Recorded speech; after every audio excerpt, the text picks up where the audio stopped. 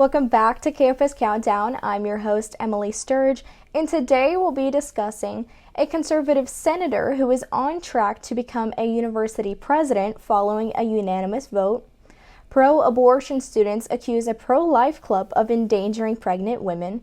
And a New York bill is aiming to eliminate Columbus Day, resembling university resolutions. We will be covering these three stories and more on today's episode of Campus Countdown.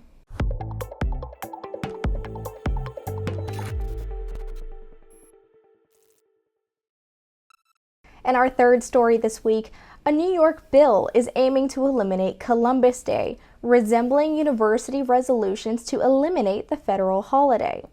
Recently, New York State Democrat politicians introduced a bill that would officially erase Columbus Day as a state holiday and would replace it with Indigenous Peoples Day. To justify the proposed change, the bill argues that Christopher Columbus did not discover America and does not warrant the holiday. Additionally, the authors of the bill accuse the holiday of being a celebration of colonialism and oppression. While this issue is now being discussed in the state legislature, universities have been pushing to erase the holiday for years.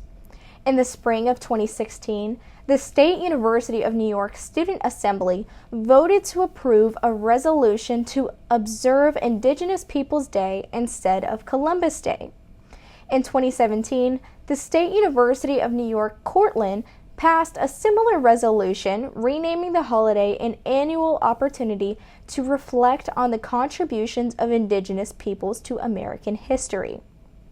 The resolution argues that Columbus Day is insulting to Indigenous peoples. In our second story this week, pro-abortion students accuse the ProLife Club of endangering pregnant women. Here with all the details on that story is Campus Reform Correspondent Samantha Zielinski. 3 pro-abortion students interrupted a Students for Life meeting at the University of Alaska Fairbanks to accuse the chapter of, quote, endangering others.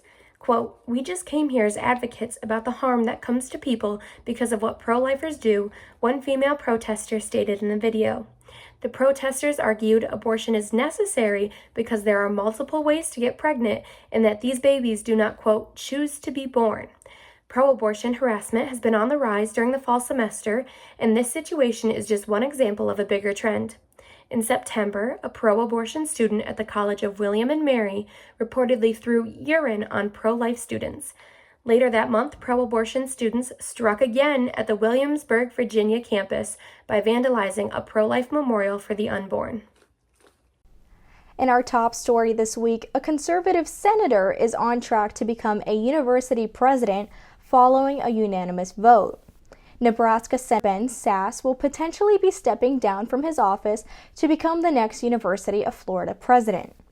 The University of Florida announced that its presidential search committee unanimously voted to recommend Senator Sasse to the Board of Trustees for the 13th president of the University of Florida. The announcement revealed that Senator Sasse was one of 700 possible candidates, which was narrowed down to a dozen.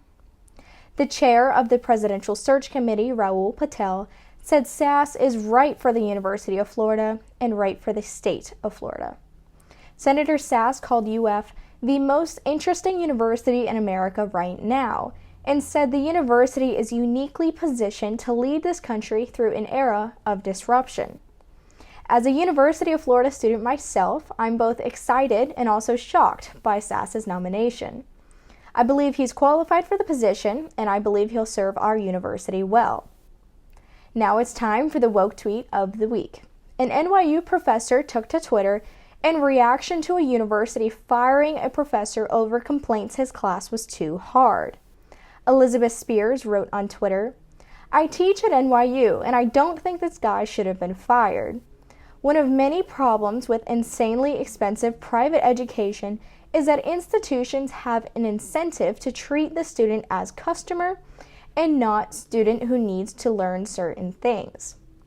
That wraps up this week's edition of Campus Countdown.